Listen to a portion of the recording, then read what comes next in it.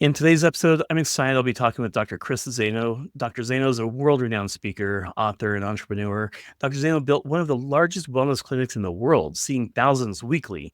And currently, Dr. Zaino is one of the top secret weapons as a private holistic coach to executives, entrepreneurs, pro athletes, celebrities, influencers, sheiks, kings internationally. Welcome, Dr. Zaino. Thank you so much for having me. It's funny when you mention those things because that was such like a goal of mine. I used to joke around and say like, I take care of sheiks and kings, and literally within 2 years, I find myself in Dubai taking care of a couple sheiks and kings. So it was serendipitous. That's amazing. And it speaks to the power of like intention and visualization and just making your future what you A want, right? million percent. I do believe in that. Hey, do you mind just maybe starting with sharing your story and why you do what you do? So chiropractic to me was something I never ever would have thought of doing. Period. It wouldn't have been 10,000 on my list. So at the time, I graduated from the University of Central Florida, had my degree in exercise physiology, all the personal training certifications. I just won Mr. America. It was about 1998. So at 21 to 22, I trained at Universal Studios, Florida. We worked with a couple movies on the set. I was in charge of training and nutrition and dieting for such shows like Xena Warrior Princess, and they had all those shows back in the day. And we would film in Universal Studio Flores, and we also would film in New Zealand, right? So it was quite. I mean, you think at the time, like when you're in your 20s, you're like, oh, I'm set. This is what I'm going to do the rest of my life. And that was great. It was good running around. Say probably 2 years into that, I started getting digestive issues, and I didn't know why. Because I didn't drink, I didn't smoke, I didn't eat fast food. So it got worse and worse, and I just kind of let it go. And it got to the point where I started bleeding every day. I went to the bathroom, and I went from about 230 pounds, lost about 20, 30 pounds, and it started becoming an issue. And I went on Google and I typed in blood and stool, and cancer pops up. And I had a dad die of cancer when I was 21. So I'm like, man. So I did what a lot of people do. They disassociate, and it didn't go away. It got worse and worse. And then it got to the point where I was losing my bowels in public at that point. And that's when I knew I had to do something about it. Like, standing in the TJ Maxx, basically, crapping your pants, blood, mucus, you name it. Then I was like, it was rock bottom for me. But what was crazy, I built my identity in how I looked and what I did. And when I tell you, my identity was absolutely stripped. I was stripped of my weight, of my health, of everything, and I found myself with this massive problem that no one could help. And so went to the hospital, and they diagnosed me with ulcerative colitis. It's an terminal autoimmune disease, and they said I'd have it forever. So they gave me all these drugs and medications. None of it worked. It got worse and worse. I found myself about 158 pounds, about 4 months into it. And now they want to do surgery. I'm going to take out my colon. So here's where it gets juicy. So you're faced with this pit. My dad died of cancer. Everything I built in my life was gone. Everything I was known for was gone. Couldn't do anything. What am I going to do? The doctor said I got to do this, then I'm going to do it. But I was scared. And then so my mom sends out a prayer email, and one of my teachers from my 10th grade anatomy teacher goes, "Hey, listen, when you're in town, Sarasota, Florida, I want you to go see my doctor." And so I go into town, and he shows up. So no one showed up. So just think about this: when people write like prayer letters and stuff, everybody's like, "Oh, I'll say a prayer." You know what? That's great, but that's one thing I hate about religion is like, it's all talk and no show. This guy shows up at my mom's house. It's like, listen, I want you to go see my doctor. This guy I know, he'll take care of it. Or he's a corrective care chiropractor. And I was like, I appreciate your help. Because all I knew about chiropractic was that it was someone who stretched my hamstrings out when I played football, someone who taped my ankle up when I played baseball. So how is this going to help this terminal, irreversible autoimmune disease? I said, I appreciate you, man, but I tried it all. I tried everything. And then he said something to me that was, sometimes you hear something that changes everything. And he said this to me. He goes, if you tried everything, you would have had your health. And I was like, oh my God, he's right. Because in the moment, I guess I was such a victim that I lost hope. And I was like, yeah, I couldn't have tried everything. So it cracked the door open a little bit enough for me to explore this. So I went to this guy's office, which was in his house. So this is like, everything's like, this is not looking good. And he took x-rays of my spine, and he sent me down, and he told me the principle of chiropractic. Very simple. Like, so simple that I couldn't call BS on it. You know what I mean? Like, I couldn't be like, it's bullshit. No, like, it was just the simple principle. And when I went back and looked at my x-rays, I saw blind spots I didn't know. Subluxation of my lower spine, damage on my brainstem. How to get there? Doesn't matter. I even asked him that. I'm like, how to get there? He's like, that's not the right question. Because, if you're dying of thirst in the desert, would you ask how you got thirsty? He was like, or you would what? I would just want the water, right? So he was very bold and confident, very certain of what he said. And I said, okay, I hear this. It makes sense. I go, but when am I going to get better? Because that's all we want to do, want to get better. And then he looks at me Because every time I asked a medical doctor, they're like, well, take this drug or we'll switch this drug around. And when you do this surgery, and every time it was a lie, every time it was a bad move. And he points to my x-rays like, when you choose to correct your problem that you have, that's interfering with your body's capability of living and healing. He's like, when you choose to that, the body will heal. Like, as long as you choose to, because when you get your body in the environment to heal and operate, then it will heal. He's like, but the day and the time you're asking me, it's like, that's not up to me. He goes, that's between you and your body. He's like, but I will tell you, you will get well as long as you don't quit. Because how many times have we started something and we stopped?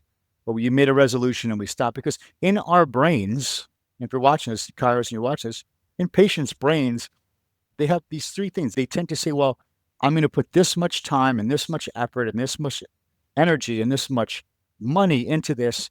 Then by this amount of time, I should be better. Like people make that stuff up. And he told me the truth. He's like, listen, as long as you don't quit. So I wish I could tell you I was better in a week or 2 weeks or a month. No, I was still bleeding, still bleeding. And I wasn't even a happy camper. So this shows you when you work with the law of life, it has no bearings on your emotion. It could care less. Like if I jumped off a building saying I don't believe in gravity, gravity could care less about my belief system. But let me tell you, 5 months later, my body was stabilizing. I was off the medication. 7 months later, my body healed itself from an incurable terminal disease called ulcerative colitis. So I had a very uncanny chiropractic story. It wasn't back pain. It wasn't neck pain. It wasn't insurance-driven care. I didn't have the time and I didn't have the money to pay for the care. But I also had no choice. I could have chose down a path of sickness, drugs, surgery, and death, or I could have choose something that made sense to me. And even though it felt like it took forever, it put me on this journey. It was a gift that put me on this journey to go back to school. I went to Life Marietta. They lost their accreditation. Then went to Dallas, Texas. Parker, they had their accreditation. And in 2005, graduated, opened up in October 2005. And that was 19, dude, that was like 19 years ago. 19 years ago, right? So that's how long I've been in this game. And I could do something that I had a personal experience with. Wow, that is a powerful story. I've heard a lot, and I have to imagine like your faith. You said it took 5 months. I mean, your faith in what was working must have been shaken Oh, along that the whole time. time. The whole time. And that's one thing I want to tell people about the positive mental attitude. Like, it's okay to be human. It's okay to feel scared. Because what happens, or I think a lot of time when people don't feel good or they don't feel it's normal, they stop when they don't realize, like, you know what you're feeling? No kidding. So do I. It's scary. It's new. It's unknown. But everything you seek is on the other side of this. I think a lot of us, we quit too early and we make excuses. And because we don't have that leader, that mentor, that someone's like, listen, I know you're scared. I was through the same thing. Like, you're almost there. It's like digging for diamond. You ever see that thing? A picture of the guys digging and digging and digging. And he's like, I dug long enough. I bought enough of these. And like, he turns away and walks away and he was a foot away from striking gold. And so that's why he told me, like, you will get better as long as you never quit on yourself, meaning that it doesn't matter how many listings or areas or people or rocks I had to look underneath. Like, when you set in your mind, like, there's only going to be one option, but we don't know what it's going to be, but we're going to do whatever it takes until. How long are we going to do this for? Until. Like, how long do I want a good marriage? Until. Like, I mean, there's no stopping. And mine, and until for me was 7 months. But let me tell you, it was scary the whole entire time. Could only imagine. It reminds me of just like how the body and everything works. I just had a pretty nasty cut, and I'm almost embarrassed to even say these words out loud when you start sharing about like cancer, right? A life-threatening story, but it's a simple thing that people just get. Like, I had the cut, right? This is pretty bad for a few days, and now I've got like the skin's flaking off, but I'm like, I didn't have to do anything to it. I just had to not let anything interfere with it, right? Not let germs get in it, and the body's just gonna do what it's programmed to do. Your body doesn't see that cut on your finger or ulcerative colitis as anything different. As humans, we like to put, like, oh, cut on the finger, cancer, heart disease, hemorrhoids, like flu, cold. We like to put into different categories, but your body is either I'm healing and build and restoring, or I'm disintegrating. Like, your body doesn't know the difference. And so I think a lot of times our mental aspect gets in the way, and therefore we get scared and we do things we shouldn't do, or we get scared and we stop doing the things that were working, but we felt they weren't. So a lot of this fear and listening to other people versus having a straight course of action, what needs to be done, and understanding the principle of this. So that's what got me through it, is just understanding the principle. Like you said, if I cut my arm, it heals. So when my body's in the right environment, whatever I developed healed because my symptom, a lot of people think symptoms are something like you have this. And so medicine wants to treat this. This is not a real thing. This, a symptom is a lack of something. So ulcerative colitis isn't a thing. It's a lack of a thing. It's a function. It's a lack of health. It's lack of life. So we were trained in society to chase ghosts. We're chasing the lack of things. So when the room is dark, there's a lack of light, right? So when you restore light, it's not dark anymore. So same thing with any type of disease or symptom. It's the lack of something. So it's a lack of life. It's a lack of healing. So we're instead of restoring function and health to that area, finding the interference, we're chasing around ghosts. We're chasing around symptoms and things that aren't even really the root cause of the issue.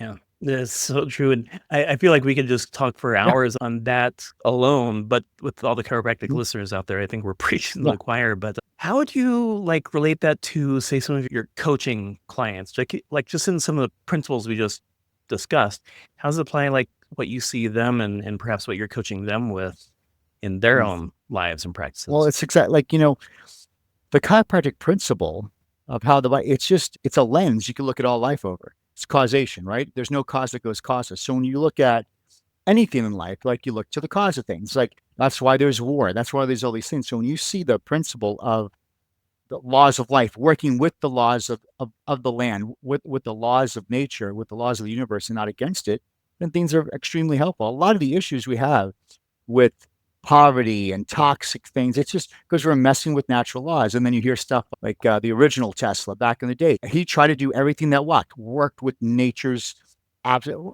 resources, never depleted it, right? Like he was going with the design and not against it. And so we do the same thing with our body, right? We're working with the design of the body, the innate intelligence. So everything has an intelligence.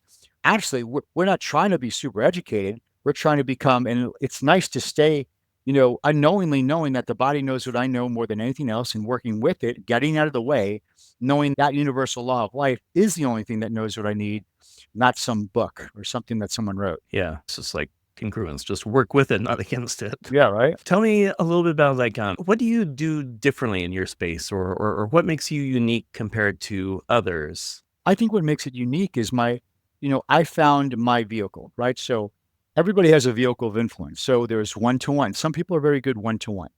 Some people are good one to many. I would say that I'm more of a one to many guy. I'm better and more comfortable one to many. Some people are good vocally. Some people are good on podcasts. Some people are good writers. So you find how do I best deliver my message? And then the second thing is you have a message. Sometimes everybody takes themselves for granted. You don't think you have a message. You have a message. You have a story that other people would love to hear. And the great thing about your message and your story is no one could call BS on your story. Like my story is my story. You could believe me or not, doesn't matter. But I'm going to tell my truth, my story. And if it resonates with someone, great. If it doesn't, great. So I built my practice on telling my story. So I have the context of a story with emotions and life, and I weave in life principles and education. So I'm telling my story as I'm explaining the nervous system. I'm telling my story as I'm destroying objections. You already heard it. I didn't have the time. I didn't have the money, but I had a choice. So I'm in the story. I'm teaching the principle. And it's just a lovely way of bringing that to a level where someone then could be inspired to make a decision or not. And then at the end, you invite them to take that journey with you. And so that's what's been unique for me as far as like being the one who's going to get in front of people. It's like now I'm doing talks for other doctors because I go to doctors and they're great clinicians, they're wonderful, but they have fear of standing in front of people. So I'm like, listen, man, fill up a room at the steakhouse. I'll go do the talk. You fulfill it. Because to me, it's like I found like in 19 years, I'm okay not to be adjusting a bunch of people. Like, I mean, I don't mind. I think I just got a little bored of that. And this is me transparent. But man, if I could teach and I could help other doctors do what they love to do without allowing the nerves in them speaking to people or educating people, because what I'm starting to see is, yeah, 5 different doctors run this same Facebook ad. It's all $21. Of course, someone comes in going, how are you different than this guy? And it becomes commoditized. Well, he was $21. So I'm going to go the $21 special. You're $35. So of course we all look the same versus like, so what is our uniqueness? So I am so proud of my darkness. I'm proud of the dark time I went through because when I could hold my darkness and my light and know they could coexist, and I don't have to be perfect. A lot of doctors, they try to have this perfect thing. Listen, the chosen are not perfect. I know what it's like to be sick, suffering, dying, broke. I've been there. I get it. And I think a lot of times doctors, they feel like they have to have this beautiful, perfect persona, but what they don't realize is they're trying to save people with a perfect persona. I'm trying to lead people as an imperfect man. And I'm telling you, that resonates on such a different level because that person, see, at the end of the day, it doesn't matter how fancy your office is or how many cool modalities. At the end of the day, that person innately says, that's the man or the woman that I want to help lead me in my health and the health of my family. It's that thing. So, whatever gets that person to say, this is the person I trust for whatever it may be, that's when the close happens. And then the money and everything, that's just formality. Yeah. Well, and I think there's just, there's a certain, the genuineness, right? The authenticity, the realness. And so people can identify, well, A, with that, but also the character flaws. I mean, Yeah. they can see themselves rather than like the perfection, right? Or what they aspire to be. Mhm. And I think because people are so worried about what people think. And then social media, this thing does not help. Listen, I never had I didn't, that's one thing I actually I took the TV off my wall because it was around like 2008 when we climbed the most. I was not on social media. I took the TV off my wall because I did not want to be indoctrinated about the economy. So I just ran my own race. I wasn't comparing myself because when you look at this, we suck. I totally suck. Like if I went through a school for 10 minutes, I would leave depressed, wondering why my life totally sucks and everybody's winning. And people live a filtered society. So what happens is we're creating this filter, whatever that might be, and we bring that out to the world. We have the world falling in love with our created filter. And so basically the relationship now is based off two people lying. I'm lying, you're loving something that's a lie, and we build a relationship based off lies versus truth. And if you look back to the principle, it's all laid in truth and laid in facts. And I think everybody gets to that point where they don't want to have this secret identity anymore. And they just want to be honest and truthful, but they're worried about the board, they're worried about the doctor down the road, worried about all these things. And there's going to come a point when you're going to find your tone or your message by just being you. And I found that. Like I found that because I was the guy who had the blinky shiny objects and I used to have a book on my speeches and stuff. And one day I forgot all that stuff. I forgot it all because I was nervous. I had imposter syndrome. I was going to speak in front of these lawyers and these doctors, and I lost all my stuff. I just didn't bring it. And I said, I don't have my PowerPoint. I don't have my book to read out of. And I was vulnerable. And then I said, well, the only thing I could do that's better than the neurosurgery, like the only thing I could do better than those guys is tell my story. And that was the first time I told my story, first time I got a standing ovation, and the first time people came up to me with cash saying, can we give you money now to book our appointment? I didn't even know you could prepay for an appointment. So all this happened. I realized I was scared. I was going to run away. I was going to not go to the talk. I was sitting there in the parking lot. It was so hot in Texas. And then it was just things like, you know what? No one could bullshit me on my story. And let me tell you, since that day forward, all I use is a spine and a nervous system chart. And I just don't lie. I just tell the facts as dark as they are. And I either relate to someone or I don't. And if you don't like me, that's cool. But at the end of the day, they at least respected me for standing my ground. Yeah. You're not going to click with Yeah. everyone. That's just how it is. But the more you can show yourself, the more the people that do click with that are going to. You just got to give them the chance I to. think being polarizing is okay in a respectful way. I mean, the world loves polarization, right? Someone likes the Mets, someone likes the Yankees. Someone's a Democrat, someone's a like. We love our teams better than your team. Religion's the same way. So like, there is polarization. So knowing that is a normal thing of life. If you go in and you try to wow everybody, you're gonna leave with nobody. You know what I mean? So they go in like, so here's the truth. You fit and you fit, you don't, and go from there. Because I would get too in my head. I was worried about pleasing everybody. Yep. No, it makes sense. Tell me, you've said that people will only be known in life for what they're obsessed with. So tell me, what are you obsessed with? I think people saw me obsessed with, and this is going to be a good thing or a bad thing.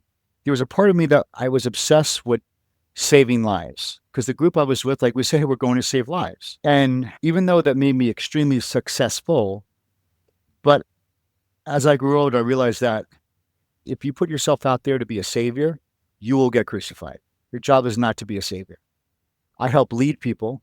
I help coach people. I help close people. I'm a leader and a coach. I'm not a savior. That's their job. Because what I did is I try to carry my entire patient list on my back, not keeping them accountable, not teaching them how to do it on their own. And I realized like if I could help lead or mentor someone to take care of their health and their families, then they get the win. But when I'm telling you, when I was chasing and trying to save people, it was exhausting to me. All my faculties of human and life and energy went towards people. and it was taken away from my family, my fault, from my kids, my fault, because I had defined myself, my identity in what I did. I saved lives. But here, my life, my marriage, my kids, that was crumbling, even my health at one point, because I was so focused on a frame that served me well in the beginning. But later on, being seeing things a little bit more maturely, going, listen, I'm not a savior. I'll help lead you. I'll lead you there, but I'm not going to save you because I had to be okay with not saving people. And it put me in a very tough spot for a couple of years. But I realized like I would do that person more service for them to take accountability and win on their life versus counting on me to do it for them. Yeah, guide them, mentor Yeah. them, enable them to be the hmm one. So tell me, what do you find most exciting about working with other chiropractors? Oh, it's the closest thing I have to family. It's really tough in society today. Like we all have a set of core values and ethics of living. Like we have conversations that you normally can't have with normal average people. Like, I can't talk about, oh, your kid's not, I can't talk about, hey, I birthed my son in my tub the other day and, he's not vaccinated. I can't talk about, hey, listen, my atlas is out. Can you please adjust me? I can't talk about crap that's in food and toxins. And I can't talk about a certain way of thinking. Like this is stuff chiropractors talk about all the time. And, it's so funny. I was listening to, even though it's true and it's such truth and it's wonderful. Sometimes I laugh. I'm like, if anybody's listening on this conversation, they think we're totally batshit crazy. It was funny you mentioned that. I mean, over a decade ago, there was a chiropractor that accidentally emailed one of my patients back with my name on it by accident, telling that patient not to come to my office. You know, I do all these bad things that are not needed. And I saw that and I was like hurt. And I called him up. And when I called him up, he knew he like messed up, right? Because he wasn't supposed to go to me. But I saw that and I didn't yell at him like being pissed off. I said, hey, dude, you are the closest thing to family I have in this town. Like, why do you do stuff like this? Like, there's no other person in this town that's closer to blood than you. We're colleagues. We have the same principles, same ethics, and you're trying to like dog me to get a patient. I'm like, dude, come on. There's so many people here. I go, you could have you could have all the crumbs I got. But it's like, man, like, I wasn't angry. I was just disappointed. It was like, a chiropractor is the closest thing to family because we relate on such a different level. Work, again, living life through this lens of the principle.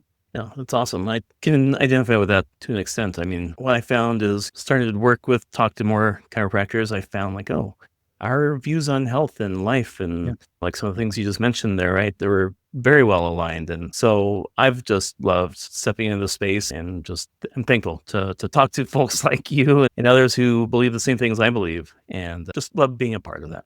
Tell me, what are some of the common challenges that your chiropractor clients face? They're facing a dogma and an indoctrination of social conditioning. They leave our office. That's why, like, when I walk in an office, I don't want to see any kind of time. I don't want to see Newsweek time. Like when they come to your office, just like someone's brainwashed outside the office, brainwashing is not a bad deal. Brainwashing means that you're exposing the brain to something to accept it. So it's like everything in my office. Listen, you're only in my office a little bit of time. I need to make sure that the magazines, the stuff on the TVs, we're not watching the game, the writing on the wall, the messaging, there's no how's the weather. Like I know I only have a little bit of time. Our office is a power source. They come in, it's a power source, the power's on, they clean off all the social conditioning, and they go back to a world that is absolutely against them with everything. You put on the news, it's crazy. So I think their faith and certainty could get rocked when fear, scarcity, and poverty sit in. Number one. Number two, it just, it's not finding the time. I think they find the time, but a lot of times people feel very busy today and they don't really get their priorities correctly. So Stephen Covey talked about the four priorities, right? So you have urgent and important, okay? And then you have not urgent but important. That's where we want to live in. We want to live in the not urgent but important. Then you have the not urgent to you but important to somebody else. That's like everybody wanting your time. That's a big one people get sucked in. They're doing things for everybody else versus, hey, listen, there's a time for that. And there's the not urgent, not important, which is like social media and just distractions. So we want to live in that top right corner where it's important, but not urgent. And then that's the areas we find our priority. And so as long as patients see, hey, listen, I'm putting in my appointment for my adjustment is in there. I let people know chiropractic is just like a utility for living, just like your cell phone bill, your gas bill, your water bill. Chiropractic is part of your weekly habit or core four of living. And once they could build a habit of that, then there's really no problems whatsoever. Makes sense. The other day, you said that the reason a lot of practices struggle is due to Mhm. obscurity. Could you share some advice for the docs listening Mhm. about how being more known Yeah. affected the patients that came into your Yeah, practice? 1,000,000%. So listen, you adjust amazingly. You have so much wisdom, knowledge, and belief. And you know what? Someone under your care, their lives would absolutely be changed.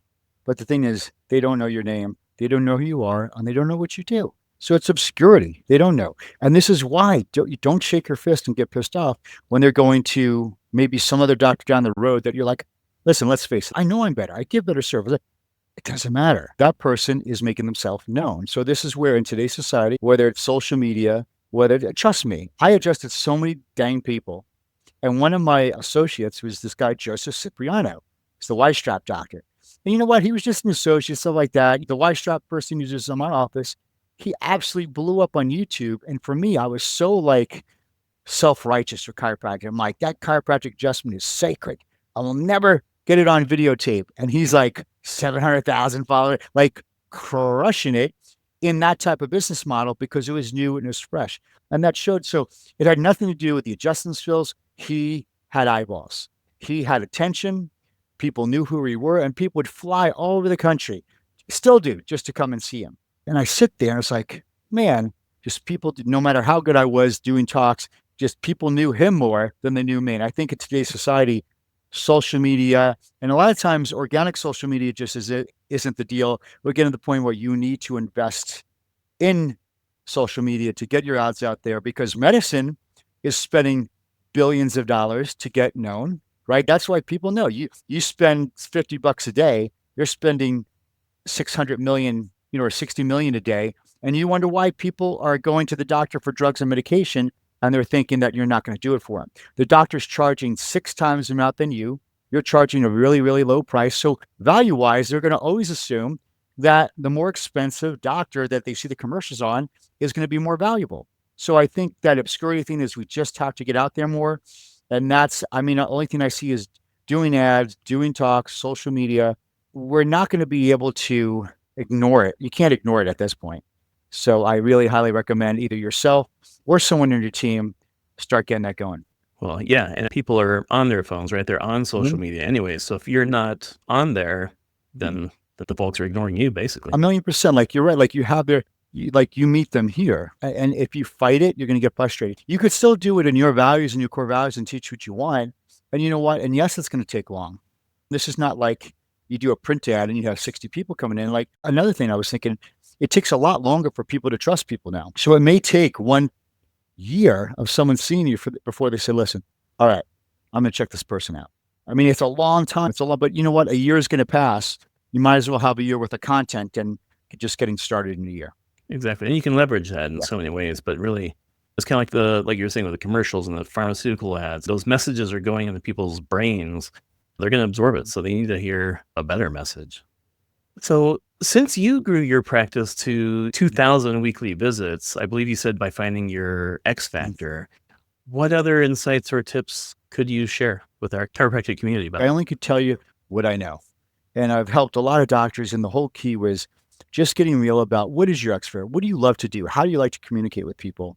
And they found that. So, like I said, a lot of guys and gals went on podcasts, blowing it up. A lot did their blogs and writing, did amazing. Some were good speakers, some were hilarious on video, and some just like the one to one. So they felt that they had to rush through people. I'm like, no, if you love sitting knee to knee with someone, and that day one lasts 35 to 60 minutes because you just love that interaction, then please do what you need to do. So I found that finding that thing, and then when you find it, then it's like a raw diamond. When you find it, that doesn't mean you're done. It's like, so speaking to me was what I enjoy doing. So then I hired coaches. I watched videos. So now what I like to do, my X factor, then I coached and trained to get better at that. Just like Michael Jordan, he might have been good at basketball, but he had to practice to become who he was, right? So he probably gravitated towards that. So I think a lot of people are like, oh, I like to do podcasts, but they don't like, well, start learning. There's courses out there. Like, how do you do it correctly? What are things really elevate your game in that area? Go all in on that area. If you like to write, great. Learn about storytelling, all these other things. Because I think a lot of times people are like, oh, I like to write. And then you're writing, and sometimes you get lucky, sometimes you don't. But when you have coaches and experts, just like school, you take that tuition, you learn, and you really sharpen your skill and your craft. Yeah, absolutely. And how do you see things progressing? in the near future for chiropractors? You know what? I used to have to tell people about medicine and all this other stuff and break their belief systems on that 19 years ago. But now there's not much of it. People come in, they don't want to take the drugs. They're sick of taking the drug. They're like, yeah, all they want to do. I hate going. A lot of men today, they don't even want to go to the doctor. Like he's just going to try to give me a drug. I don't want to take that crap. Then, especially after the whole pandemic thing, that really was a gut punch to medical society where people were like, no way. I'm not going like, so now there's an awakening. People are coming up. So now they're getting the message. They're more easy. But now as a chiro, you need to really deliver like now a journey and a whole approach to health and living now. So it's not just you're going to get adjusted. It's like these people want to start eating better. They want to get adjusted. Like they're like, listen, I am not leaning on this old, outdated, outside in medical profession anymore. They want to be led on. So we have to even up our game even more to show them, hey, listen, this is a whole way of life, naturally living that you could adopt and live the best life ever. So I really see things going up if it's done correctly. And I think what's done correctly is, I don't know if chiropractic organizations could get their stuff together, but come together, start advertising and actually bringing up awareness. But again, like I said, there's so many chiropractors because we're so nitpicky. They're fighting amongst each other, right? They're all doing this stuff. My technique's better than your technique, whatever that is, versus as a group and a profession, if we again get our message out there even more.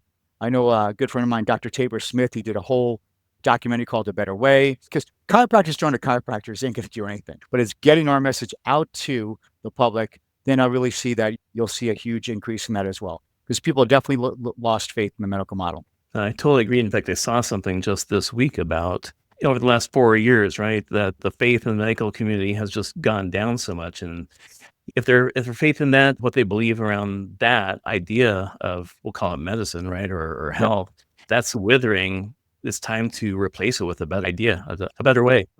Well, before we sign off, do you have any final advice that you'd like to share with the chiropractic community, or anything we might have missed? And also, please tell our listeners the Yeah. best way to connect with you. Instead of telling you the good stuff, I'll just tell you the rough stuff, because the rough stuff, if you avoid the rough stuff, then it's all good. So no one told me that you could build a practice to the levels I built it to. Great. So, but no one also told me that when I hit goals in my life and I built my practice to a certain level, no one told me that when I felt burnt out, that's normal. No one told me that when I got bored, that was normal. And that was just a call to evolve, a call to expand. So what was a goal in my life became, or a peak in my life became my new pit. And I thought there was something wrong with me. I thought like, why do I feel this way? That was really, I wish I had someone in my corner to be like, listen, now it's your time to expand. You're bored, you're burnt out, great. Now let's get some associates in there. Let's build a team. Let's build a corporation. So let's change your position, still making an impact, but maybe not at the current level, because when you fail to expand, you're going to actually start to sabotage. So I started sabotaging things. And the reason why I sabotage things is because when I sabotage it, it gave me a new sense of purpose to build it back up. So then I would get triggered, blow it, build it back up, triggered, blow it, build it back up. And this went on for 7 years. And it was just this karmic cul-de-sac where someone would say, hey, listen, oh, you feel burnt out and bored? Congratulations.